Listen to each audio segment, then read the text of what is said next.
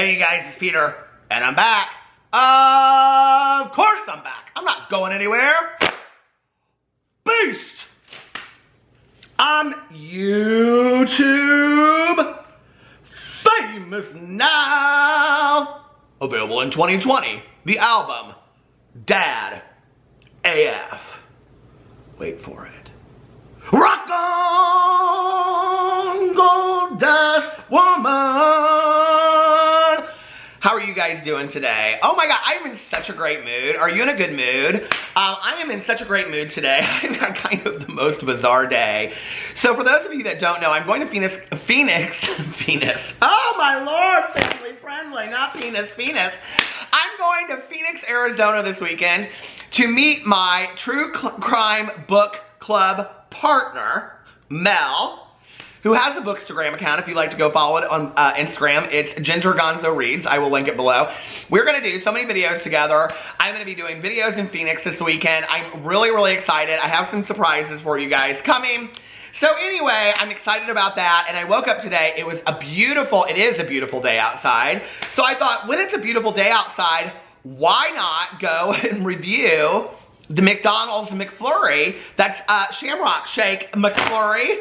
But why not even make it better and compare the Shamrock Shake, the legendary OG Shamrock Shake, to the new Shamrock Shake Oreo McFlurry, which I did.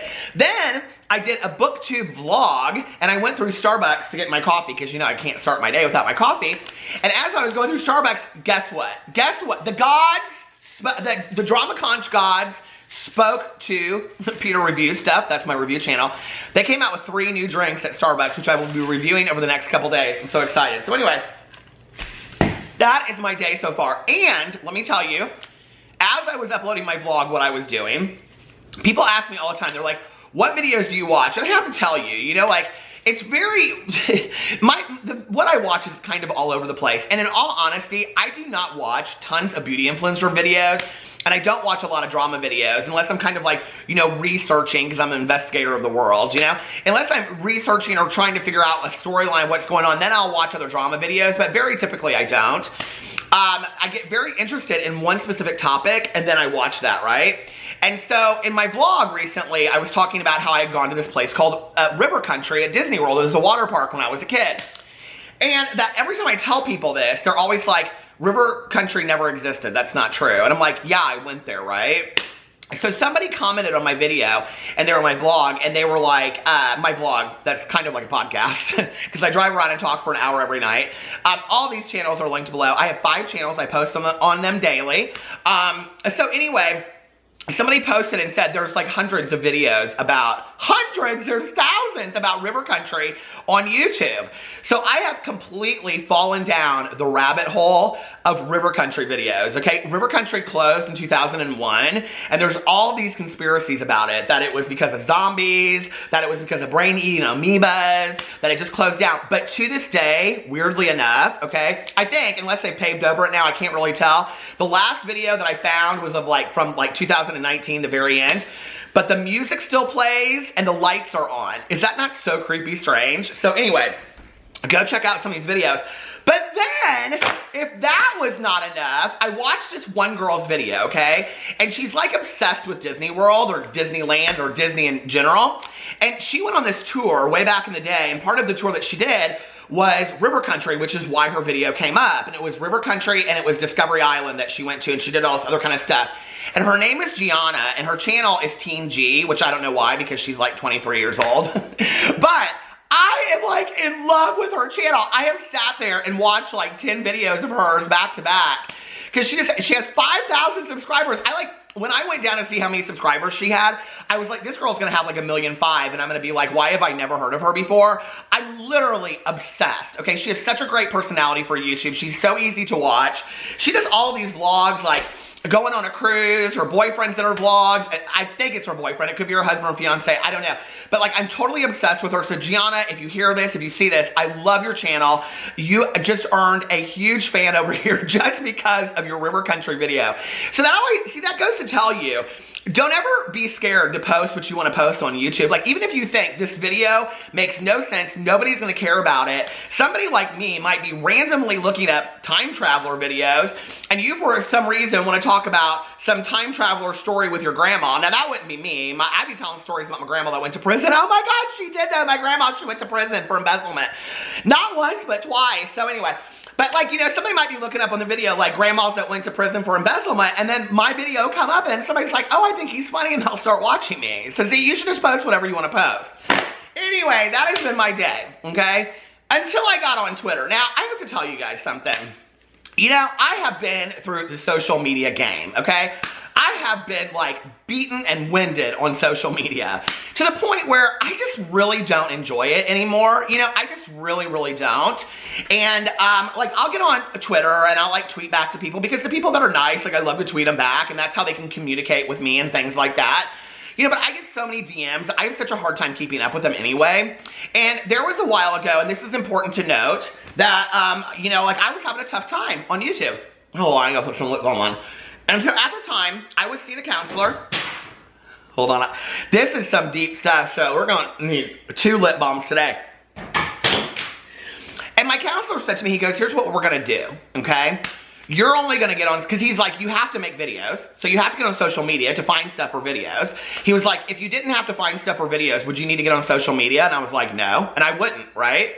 There would be no reason for me to get on it because it was toxic and it was bringing me down, and I needed to take a break from it, right?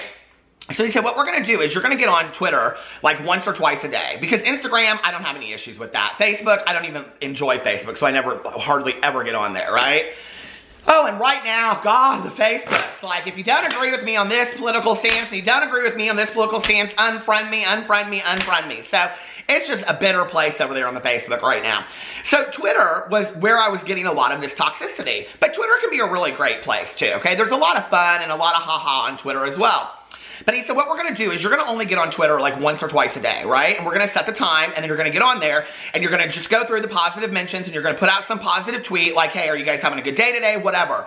Well, I did that, right? And at first, it was so hard. Like, I couldn't stay away. Like, it was like, you know, hot, hot, hot potatoes.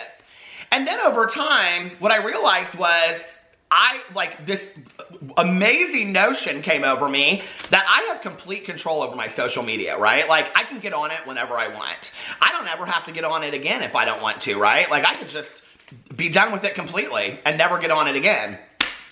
But I also have some control over how am I today, and am I in a position or a place to go there and read it if there's something that I don't want to read, right? Because you don't know what people are going to say. Same thing with comments on your videos and things like that. Or you can have a monitor that goes through that and does all that stuff for you, and that was one of the things he suggested, and I said, no, I don't need all that, I can handle it, whatever.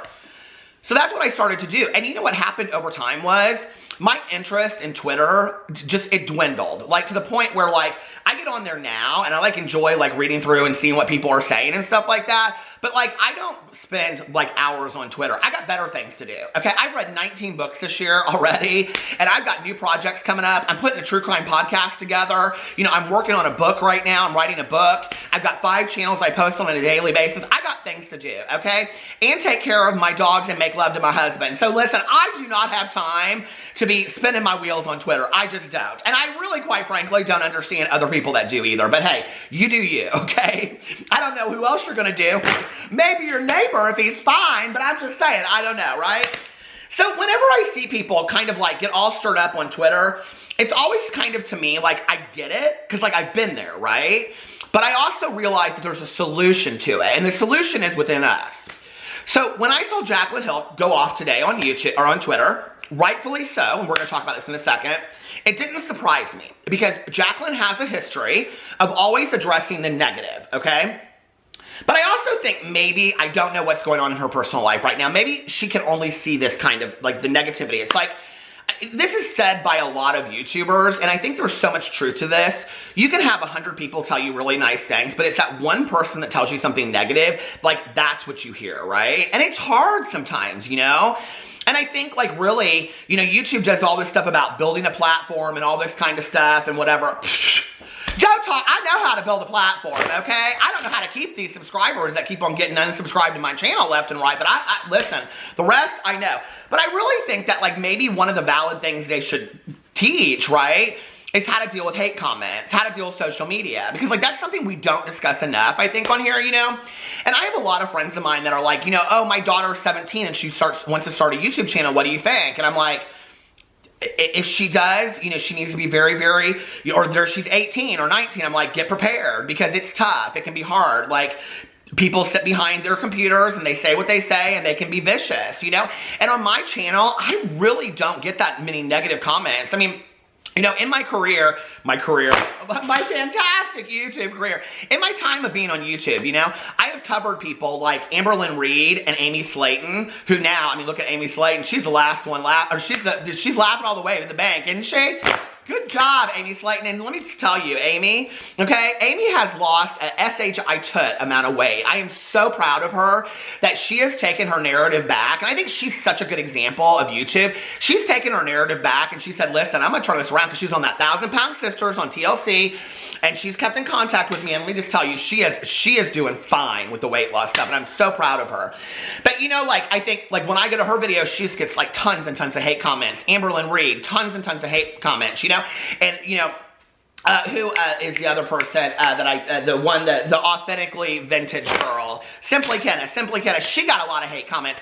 There's a lot of people out there, beauty influencers get a lot of hate comments. It seems to me like beauty influencers either get really positive comments or really negative comments, you know? And I was actually going to do this video today where I was going in and I was going to read this Reddit thread about Tati Westbrook, because I just done a video about her, and that people are, like, really bored of Tati at this point, because what happened was she took a video down because she wasn't getting the reception, you know, and then this is what happens. It's like they behave a certain way and then the whole world wants to comment on it. And imagine how tough that is, you know? I mean, just trust, okay? Like, you know, I could say something in my vlog, like I could wear the same t-shirt 3 days in a row, you know, same black colored t-shirt, and people are like, he's worn the same black t-shirt. I'm like, Shane Dawson's worn this same t-shirt for the last 5 years and nobody cares, but I wear the same t-shirt 3 days in a row and the world goes nuts, you know? So you can't just get too heated about that stuff. You can't, right? So I was going to do this whole thing about Tati, but when I was going through there, people were like, oh, she's boring now, she's boring now. I'm like, I'm not saying I disagree with that, but I don't think Tati's changed a whole lot, right? But then Tati goes in there, and then let's say she reads that, and that gets into her head, and it starts cycling, and then she's like, am I boring now? Do people not like me? Whatever. You know, so it's interesting when all that stuff comes out, and you start seeing that happen, it's like, it affects the psyche, okay? Well, for some reason, Jaclyn always seems to focus on the negative. One, or what she did today was a distraction technique, okay, which it could be, or deflection tactic to get the attention away from all the Morphe palette stuff. Because this is what happened, okay? So Jaclyn posted this video, which I'm not going to post or talk about or whatever. I don't even know who this person is. I was like, I went and looked, they followed me. I was like, I don't even know who this person is. But anyway, they posted this video about something very, very personal to do with Jaclyn Hill. Okay, y'all want to find it, go to Jaclyn's Twitter. She's got it over there. So she retweets this person's video and she says, this is absolutely disgusting. I refuse to watch this video, but just the title and the thumbnail is so awful. And I have to tell you, what's interesting about this is, okay, it's going too far. Like, I haven't watched the video, I don't know anything about the video, but based on the thumbnail and the title, it's going way too far. You know, that's the discussion I want to have in just a second about when do we go too far as commentary channels on YouTube, okay? It has definitely gone too far, right? But I don't know if Jaclyn Hill has searched her name on YouTube, because I have, and there are 100 times worse titles and thumbnails out there about Jaclyn Hill. So, you know, it's like, I don't know if this is I think it's a brand new video. What is wrong with you that you think it's okay to even speak about my birth father when I haven't even spoken to him in 10 years? Mind your damn business, too far. And then she goes on and she says, I understand that people don't like me, they think I'm a liar, and they feel as though they can't trust me. I can't change that. But seriously, it's gone too far. People have taken away all the fun on social media and have made it so ugly. I'm truly sick of seeing it every day. And you know, in my video the other day, and I understand that she's tired of seeing it. It's hard, you guys. It's really, really hard, okay?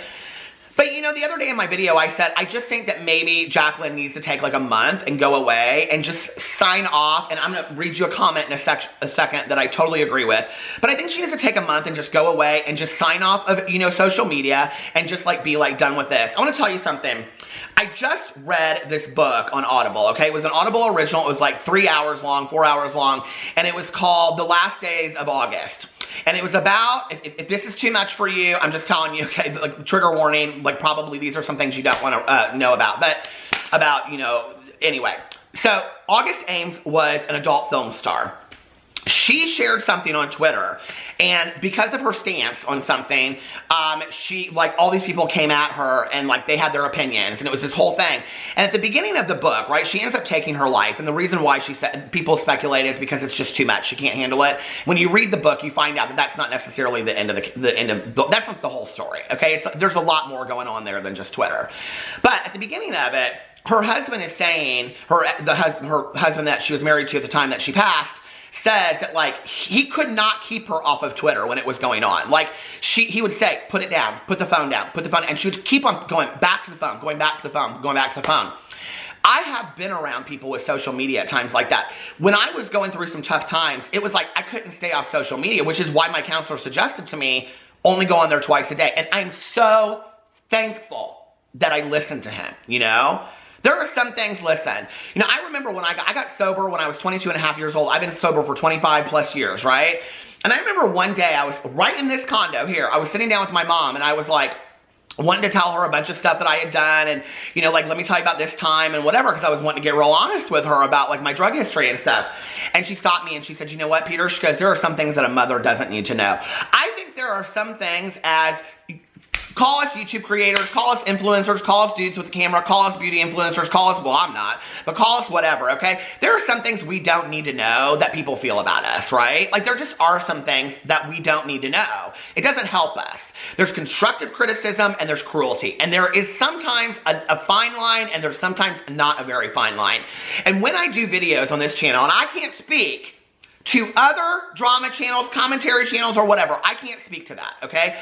But on this channel, I always ask myself, am I crossing a line? What am I doing here? Like, what's my intention, okay? Like, making this video today, my intention is, one, to send some support to Jaclyn, because I can imagine what she's going through is really, really difficult. To number two, make us think to ourselves, is this really necessary, what we're doing? Are we crossing a line? Is this kind? And number three, to remind myself to think about things before I put them out there in the world, right? I don't know, like, we've become this world where it's just like we say whatever we want to say. I don't know, like, it's just some stuff is very, very hurtful, right? So then people go underneath here and this one person says, makes a comment about the video. Then T-Spill says, videos like this are crossing the line. Leave family out of it, period. I agree, okay? And, you know, I think we have seen across the board that that is not always the case, and sometimes people make excuses for it and say it's okay, and other times people say it's not okay, you know? So, like, I don't know. I think it depends when you know the whole story or what the reference is. Do you know what I mean? Like, and I think there are certain times where it makes sense, and I think certain times where it doesn't make sense, you know? But anyway, she said, instead of addressing people who stoop this low, would it be possible to address Jen Loves Reviews list of very valid questions she left for you regarding the Morphe palette? So Jen Loves Reviews, I'm not going to talk about this at length again, but she made a video. I talked about it in 2 other videos. Then she came back out, and after Jaclyn addressed her issues with Morphe, Jen responded to her on Twitter, and she asked her some questions. Okay, and then, so then somebody says, as bad and as wrong as this sounds, I feel like this isn't going to stop till they break you or at least run you off social media or the beauty community completely. And I was quite surprised when I saw that Jaclyn had commented underneath here and she said, they are close to achieving that goal. That breaks my heart. That breaks my heart. You know, that like I said going into 2020 as a commentary channel, that I saw myself as being like a mix between ETV, TMZ, okay, which gets on TV. You know, this is the thing, right? Like, I think drama channels get a real bad rap. But there are a lot of us out there that aren't really that bad, okay? That really aren't. That we're just reporting on what's going on. And we're really no different because these people are celebrities. You're talking about tens of millions of people that follow them, right? It's the same thing as turning on ETV and seeing all that kind of stuff, but it depends on how we speak about it, right? Okay. I said I wanted to go into 2020 and being kind of a mix between, you know, ETV, TMZ, and then like a, you know, Dr. Phil, or not Dr. Phil so much, but like a Phil Donahue back in the day, and kind of discussing the issue at hand and what's going on. You know, having a deeper discussion in the comment sections, not me, you. You guys having a classy conversation in the comment sections and addressing things on a deeper level. I think there's many drama channels that are doing that. I really, really do. I think there's many drama channels out there that are just stating the facts and showing what's going on and saying, what do you think about this? Here are the facts, what do you think? I'm an opinion channel, so you're gonna hear my opinion on here about what I think about things, you know? People go underneath here and they say, you know, all this kind of stuff about, you know, like Jaclyn not addressing the palette, and they're like, okay, well, you can address this, but you can't address the palette. That's the only thing that makes me wonder, like, is this a deflection tactic? Like, you know, that this video was made and now she's focusing on this. I don't believe that to be true, because if that were the case, Jaclyn wouldn't have a history of going off on negativity that's been out there. So, I don't know, but it could be. It could be, you know? I mean, it works both ways. Okay, so I wanted to read one other comment on here. Somebody said, I do agree that family territory is off limits because you are the internet figure. However, not all the hate is just because I don't hate you, but I don't trust the product you endorse. People take it too far. Hello, Tucker.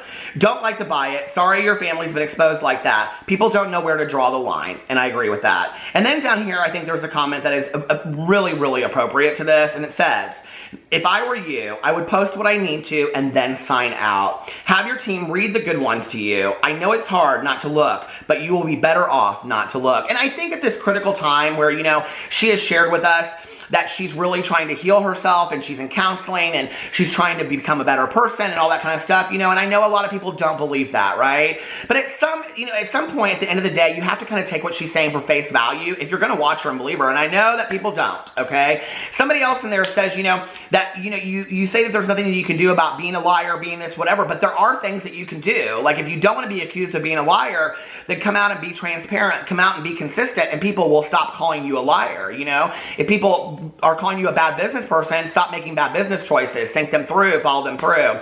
But, you know, at this critical point, when she's going through some really, really tough times, she just made the video, you know, like a month ago, her Get Ready With Me, a month and a half ago, talking about all the stuff that she's been going through. I think that this is a really critical time for her to take some time off social media. No YouTube videos, watching them, no Twitter. She can post a YouTube video and not read the comments and have somebody else do that. We already know she's got people working for her with the comment sections anyway, so she wouldn't have to be on Twitter, she wouldn't have to do that, and she could get back to enjoying what she loves to do.